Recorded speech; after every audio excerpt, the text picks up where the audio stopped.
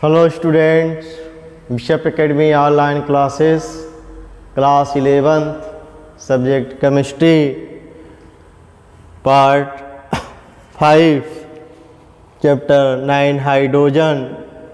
Today I will discuss dihydrogen as a fuel.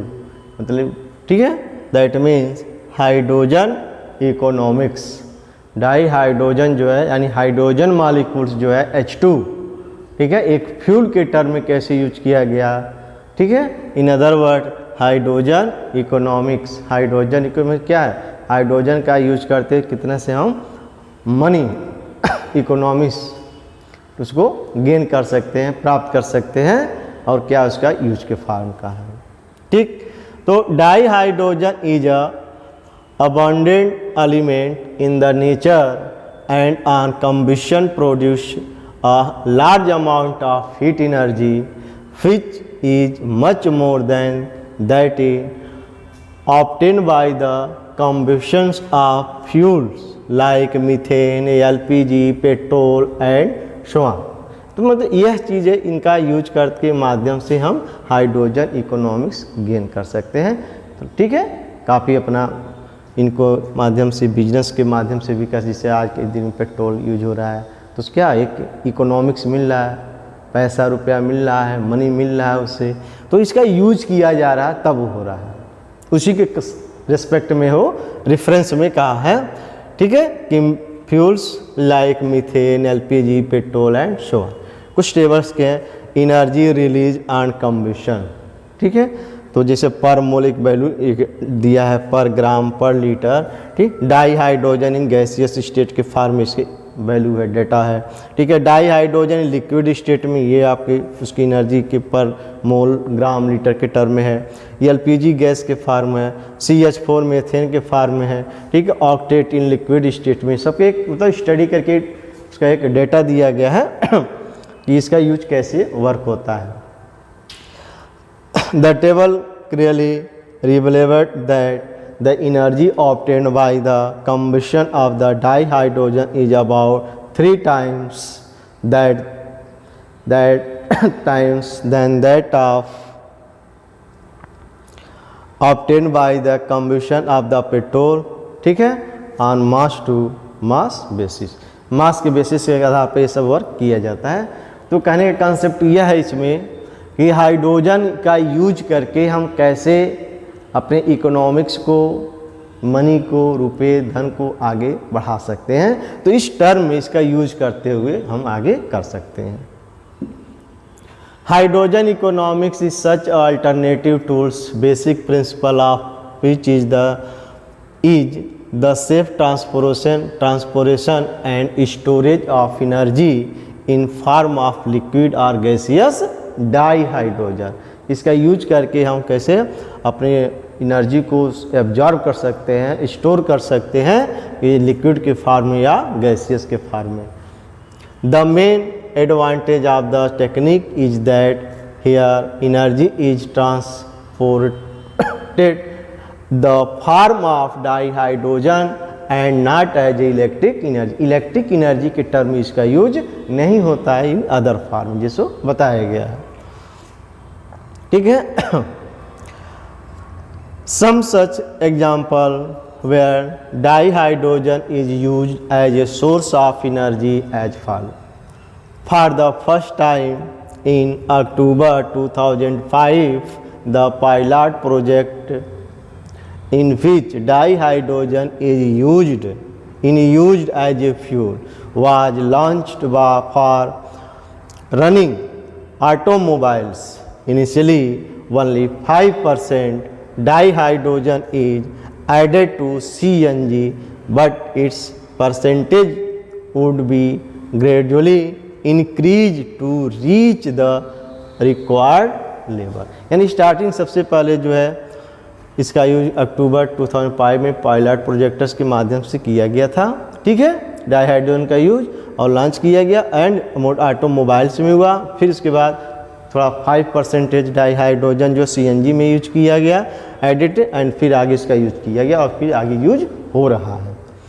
Further dihydrogen is also use in hydrogen oxygen fuel cell. एक cell बना हुआ है जिसका use किया जाता है प्लेन वगैरह में जैसे लोग जाते हैं अंतरिक्ष वगैरह में, इसका यूज किया जाता है hydrogen oxygen fuel cell to generate electric power. उसका यूज करके वो इलेक्ट्रिक पावर में वो कन्वर्ट किया जाता है।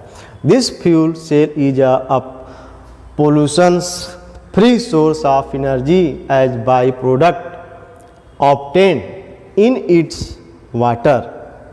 Further, its efficiency is much higher, about 70-85% near about than the ordinary cells.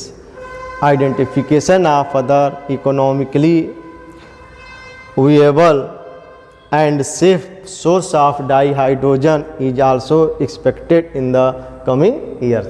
यानी कंसेप्टेज सब यूज किया गया, इसका यूज क्या है, एनर्जी के रूप में हो रहा है। फ्यूल जो यूज किया जा रहा है उसमें क्या है, अनेक पोल्यूशन क्या प्रदूषण भी नहीं होते हैं इससे, ठीक है। अनविच्छेद्य और एनर्जी का सोर्स बहुत अच्छा एक स्रोत हो चुका है आगे के फ्यूचर के लिए, और बन भी रहा, आगे के लिए भी इसका यूज ज़्यादा मात्रा में किया जाएगा, ठीक है।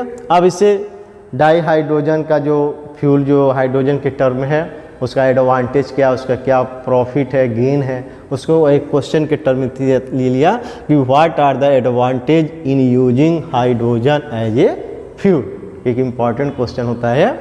तो hydrogen as a fuel has the following advantage, it has high calorific value, बहुत अधिक कैलोरीफिक वैल्यू होती है, ठीक है। ड्यूरिंग कम्ब्यूशन, कोई भी बस जब उसमें जलता है, दहन होता है, it does not produce smoke और एनी अनप्लेजमेंट फ्यूम कोई इस पर आवाज़ साउंड नहीं होता, आवाज़ नहीं होता है, और क्या होता है, कोई उसमें स्मोक धुआं वगैरह नहीं निकलता है।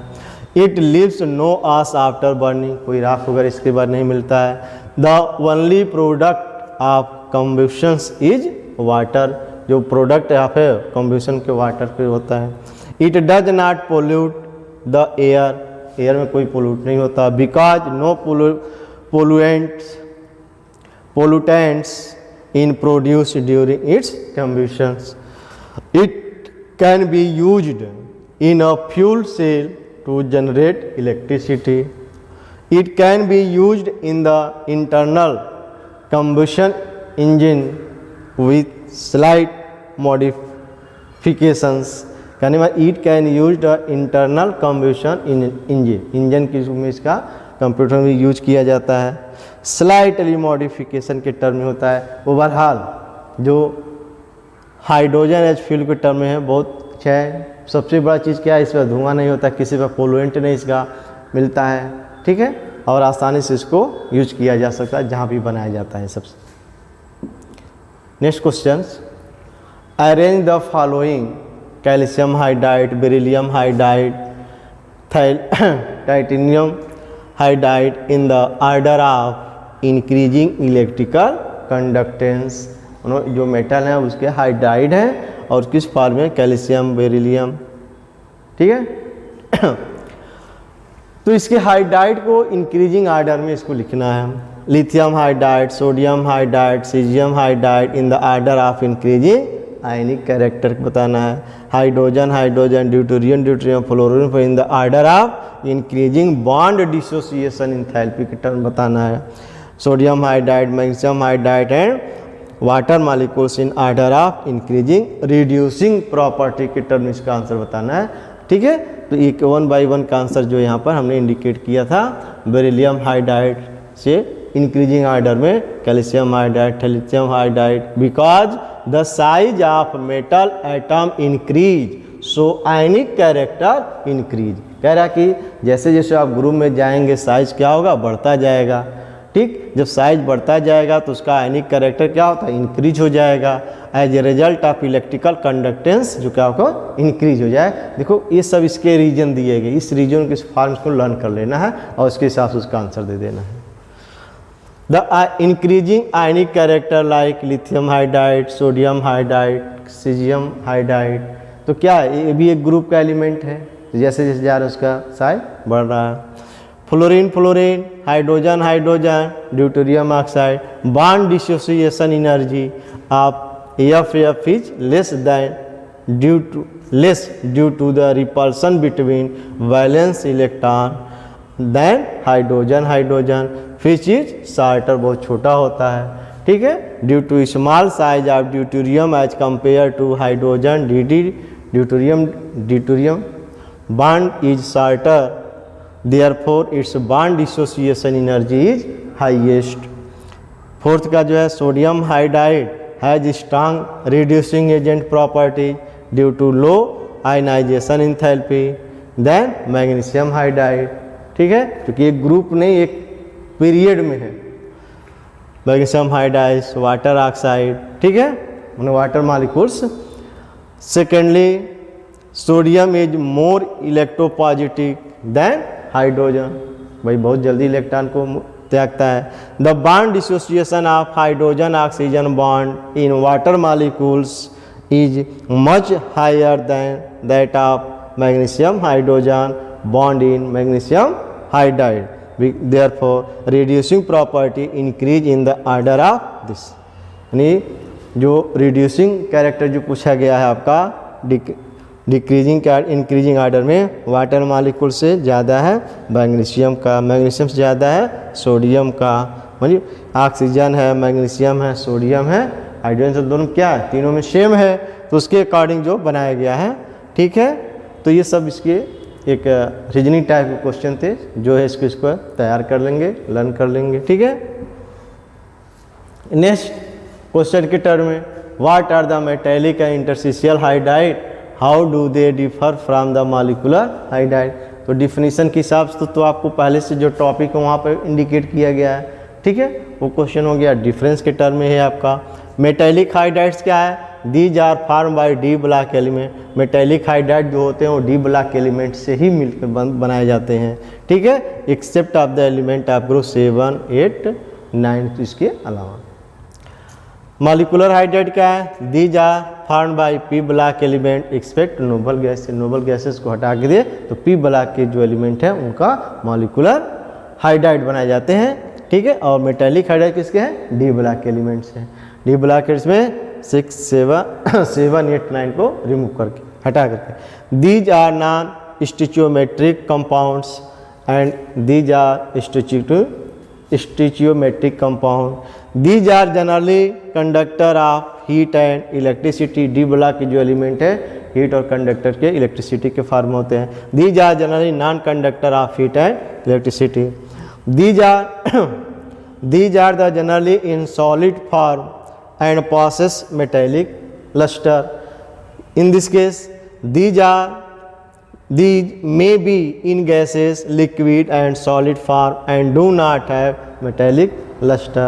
Example of this series of hydrides are lanthanum hydride, nicolosanum hydride, etc. सब ये फ्रैक्शन की वैल्यू गिवन है, इसमें आपको बहुत ज़रूरत नहीं है, बस आपको इसको याद रख लेने की ज़रूरत है, ठीक है। इसके एग्जाम्पल हो जाएंगे वाटर मॉलिक्यूल्स हो गया, H2S हो गया, ठीक है, अन्य भी एग्जाम्पल्स में दे सकते हैं हाइड्राइड के जो भी एग्जाम्पल्स हैं। तो metallic hydride, molecular hydride definition और 2-3 पॉइंट्स जो इसका डिफरेंस के टर्म में इसको लर्न कर लेना है, ठीक है।